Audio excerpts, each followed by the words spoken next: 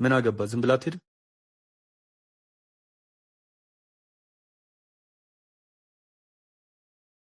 አንድ ያወርኝ እስኪ ተረጋጊ። ምን ሆነሽ ነው? አንቺ እህትሽ እንዳሰማ ድምፅሽን ቀንሽ። ልቀቀኝ፣ እያሳመምከኝ እኮ ነው።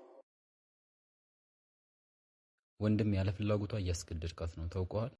ምን አገባ? ዝም ብላ ትሄድ። አቢ ባላሰብከው ጉዳይ ለጸብ እየተጋበዝክ ነው። ቆም ብላስ በልጁ መንገድ ከሄድክ ህይወትን በማትፈልገው አቅጣጫ እንደምትወስደው እወቅ። ግን ደግሞ የዚህ ታዳጊኖች እርዳታ ጥሪ እያደረጉልህ። ስለዚህ ልቀቀኝ። እህቴ ከመጣች ጥሩ ነገር አይፈጠርም። ምን ሚጣ? ያው ሌላ ቀን አገኝሻለሁ። አይዞሽ።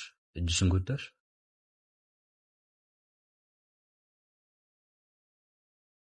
አንቺ ሚጣ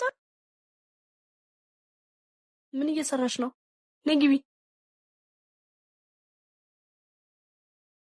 ስማ አንተ፣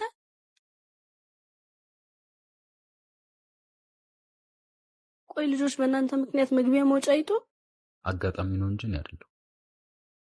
ጭራሽ በእኔ ያየሁትን ልትክደኝ ትፈልጋለህ? ቦዘኔ። ወይኔ እሱ መስሏት እንዳይሆን ብቻ።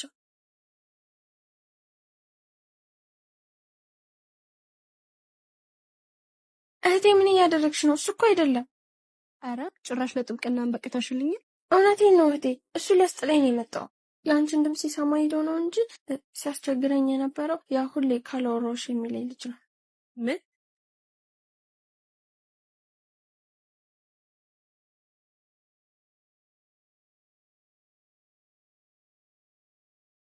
ወንድሜ በእውነት በጣም ይቅርታ።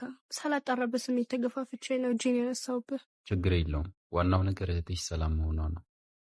በእናትህ ከልብ ይቅር በለኝ። ደግሞ እኮ በጥፊ መትቼሃለሁ። ጥፊ ምን አላት? ስንቶች ባልሰሩት ወንጀል ከዚህ የከፋ ነገር ይገጥማቸው የለ። በእርግጥ ዝም ያልኩት ጥፊው ምላሽ የማይሻ ሆኖ ሳይሆን አጋጣሚው ባንቺ እንዳልፈርድ ስላደረገኝ ነው። ቢያንስ ብታስረዳኝ እኮ እንዲህ ያለ ስህተት አልሰራም ነበር። አይን ያየውን የተሳሳተ ምስል አይደለም ብሎ ማስረዳት ያን ያክል ቀላል አይደለም። ሰሚ ይፈልጋል። ልብ ካልሽ ደግሞ ጥፊ የቀመስኩት ላስረዳሽ በሞከርኩ ቅጽበት ነው። ባይሆን ለሌላ ጊዜ ነገሮች እውነት እስኪገለጥ ድረስ ትንሽ መታገስ ከትልቅ የህሊና ጸጸት ይታደጋልና ነገሽን እወቂበት። ይቅርታሽን ተቀብያለሁ፣ ከልቤ ነው።